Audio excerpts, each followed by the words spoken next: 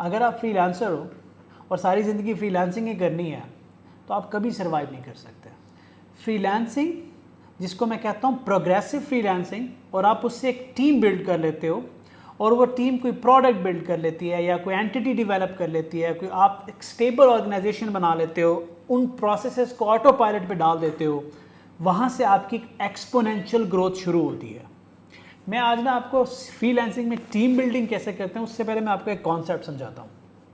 ये जो इंसान की प्रोफेशनल ग्रोथ होती है ना, किसी भी इंडस्ट्री में चले जाएं, ये हॉकी की तरह होती है, हॉकी स्टिक की तरह होती है। अगर आप हॉकी स्टिक को गौर करें तो वो ऐसे होती है और फिर यूं जाती है ऊपर, ठीक है। तो आप यहाँ से स्टार्ट करते हैं, स्टार्ट करते ही नीचे गिरते हैं और गिरते चले जाते हैं। फिर एक जगह ऐसी आती है मज़ीद नहीं गिर रहे होते लेकिन एक लेवल पे अड़े होते हैं और फिर आहिस्ता से ग्रो करना शुरू करते हैं। ग्रो करते करते फिर एक पॉइंट आता है, आप वहाँ पहुँचे होते हो जहाँ से शुरू किया था, ठीक है। यही वो पॉइंट है जो आपने यूं करके पहुंचे, गिरने के बाद दोबारा उठे। मैं बताऊंगा इस दौरान हो क्या क्या रहा होता है। जब आप यहां पहुंचे तो ये वो पॉइंट है जो ये डिफाइन करेगा कि अब आपने गिरना है या ऊपर तेजी से ऊपर जाना है। फिर एंड है, स्काई इज द लिमिट होती है। यहाँ पे आप प्रोसेस बिल्ड कर रहे होते हैं, अनसर्टेनिटी से लड़ रहे होते हैं, डिसिप्लिन की बात हो रही होती है, थॉट्स को कवर करना होता है, बातें सुनने को मिल रही होती हैं, हिम्मत चाहिए होता है, यकीन चाहिए होता है, कंसिस्टेंसी चाहिए होती है, फोकस चाहिए होता है, और ये एक ब्रेकिंग बैरियर होता है। फ्रीलांसिंग में भी लोग यहाँ आते हैं और फिर यहाँ आने के बाद रींग रींग की कभी ऊपर कभी नीचे, कभी ऊपर कभी नीचे, कभी ऊपर कभी नीचे। यहाँ पे आपने करना क्या है? यहाँ पे आपने डेलीगेशन सीखनी है, एसओपी स्टैंडर्ड ऑपरेटिंग प्रोसीजर्स को बनाना सीखना है कि आपने एक क्लाइंट को लिया, क्लाइंट के साथ रिलेशनशिप बिल्ड किया, आपने एक सर्टेन 6-8 माह की इनकम को सिक्योर किया 6-8 माह की इनकम जो है कंफर्म्ड है, उसका एक चंक आप लाए, एक कैलिबर के रिसोर्स को अपने साथ मिलाया, उस चंक में से जो 6 महीने आपके पास ऑलरेडी है उसको दिया। पंप एंड शो में नहीं लगाया, सिविक में नहीं लगाया, आईफोन में नहीं लगाया, खूबसूरत लैविश ऑफिस में नहीं लगाया, आपने कहाँ लगाया? एक कॉम्पिटेंट रिसोर्स लाए, फिर उस रिसोर्स की ग्रूमिंग की, उसका ख्याल रखा, उसको इतनी इनकम दी जो वो डिजर्व करता है ताकि उसकी लॉयल्टी बिल्ड होती रहे आपके साथ। और मीनवाइल आपने अपना टाइम डेवलपमेंट से, डिजाइनिंग से, जो भी कर रहे हैं उससे थोड़ा सा निकाला, उसको लगाया क्लाइंट कम्युनिकेशन पे, सेल्फ डेवलपमेंट पे, अपनी कम्युनिकेशन को इम्प्रूव करने पे, एक्सपोजर को इम्प्रूव करने पे, ताकि आप क्लाइंट रिलेशंस मजबूत करते जाएं, इधर से टीम मजबूत करते जाएं। आप टीम बिल्डिंग स्ट्रेटजीज के अंदर तो फिर बहुत सारी लीडरशिप स्ट्रेटजीज आ जाती हैं। तो फिर आप जब 1 से 2 बंदे लाते हैं और अपना रोल को डेलीगेट करते हैं कि अपनी रिस्पॉन्सिबिलिटीज को मूव करना शुरू करते हैं टीम पे, टीम को ट्रेन करना शुरू करते हैं, अब ट्रेन टीम आपको छोड़ के चले जाए, फिर क्या होगा? आप उनको ट्रेन करने के बाद उनकी एक साइकोलॉजिकल स्टेबिलिटी लेके आते हैं उनके अंदर। जैक मा कहता है ना कि कॉम्पिटेंट लोगों को अपने साथ मिलाना आसान है लेकिन उनको अपने विजन पे बिलीव करवाना बहुत मुश्किल होता है। अभी मेरे साथ डॉक्टर साहब बैठे हैं और हम अभी यशरा ने कैमरा पकड़ा हुआ था, जब ये सवाल करने आई तो हम एक टॉपिक पे बात कर रहे थे। इतने साल हो गए हैं मुझे ना, इतने सालों बाद भी मैं एक चीज़ पे स्ट्रगल कर रहा हूँ, काफ़ी हद तक अचीव कर चुका हूँ। वो ये है कि अ पर्सन जो एक इंटरप्राइज लेवल का प्रोजेक्ट पकड़े, स्पेसिफिकेशन समझे, उन स्पेसिफिकेशन को चंक्स में डिवाइड करे, सिस्टमैटिकली उनको क्लियर करके, टीम को हैंडओवर करके, सिस्टमैटिक फॉलोअप्स लेके, उनसे आउटपुट निकलवा के और उस क्लाइंट को डिलीवर करे। फिर उस क्लाइंट की expectation along the way manage करनी होती है ताकि क्लाइंट कभी सरप्राइज ना हो कि यार 2 महीने बाद मैं तो ये एक्सपेक्ट कर रहा था, आपने ये दिया। फिर उसकी कम्युनिकेशन को हेल्दी रखते हुए, दोनों के दरमियान में पेपर वर्क जो होता है उसको कंट्रोल करते हुए डिलीवरी करा दे। मोस्टली हर प्रोजेक्ट के एंड में मलिक साहब खुद बैठे होते हैं। So there are competent people. अब वो जो कॉम्पिटेंट लोग हैं जिनको डिलीवरी आती है वो एक्चुअली क्लाइंट रिलेशनशिप लेवल पे चले गए, वो रिलेशनशिप बिल्ड कर रहे हैं।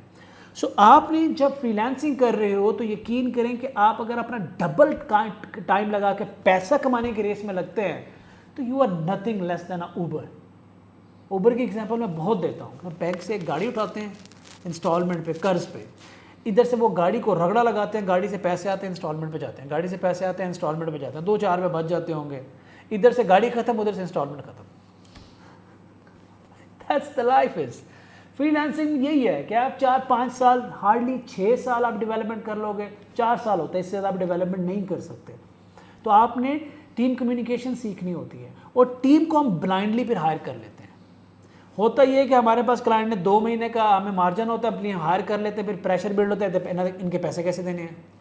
तो बहुत सिस्टमेटिक ग्रेजुअली शिफ्ट होता है। जब आप 2-3 रिसोर्स ले आओ तो फिर आपने एक और काम करना है, आपने डाइवर्सिटी में जाना है।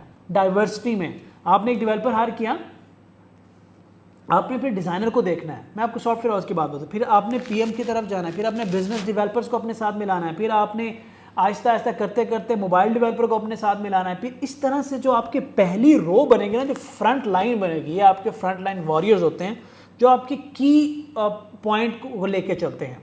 ये आपके एक सेकंड कॉल आ रही है, मैं कॉल ले लूँ। यस, अस्सलाम वालेकुम। जी वालेकुम सलाम। ऑर्डर रिसीव कर लें। मैं भेजता हूँ किसी को, थैंक यू। सॉरी, ये जो आपकी पहली रो होती है ना, ये पहली रो जो है आपकी, इनको आप कन्वर्ट कर देते हैं रोवर्स में। मेरी एक थ्योरी है, anchors, riders and rovers. Doctor साहब, जिस शख्स ने फ्रीलांसिंग के अंदर अपनी वो पहली रो को रोवर्स में कन्वर्ट कर दिया, बेटा बाहर से ऑर्डर ले लो, पहली रो को कन्वर्ट कर दिया, इवन 70-80% भी रोवर्स में कन्वर्ट कर दिया, उसका सेटअप कभी कोलैप्स नहीं करेगा। वो नीचे गिर जाएगा, थोड़ा डाउन हो जाएगा, लेकिन वो डिस्ट्रॉय कभी नहीं होगा, मैं गारंटीड कहता हूँ।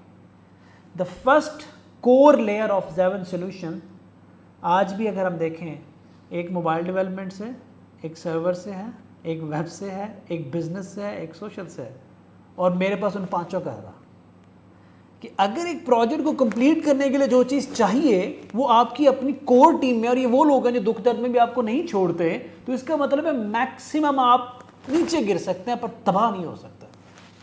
उसके लिए ज़रूरी है कि वो कोर लेयर तोड़ी जाए।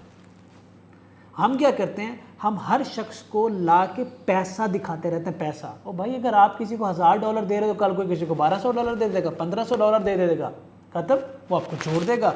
और रात को खबर आएगी कि जिस मुझे I got a better opportunity, मैं आपके साथ काम नहीं कर सकता, इधर से क्लाइंट की डिमांड आई हुई है।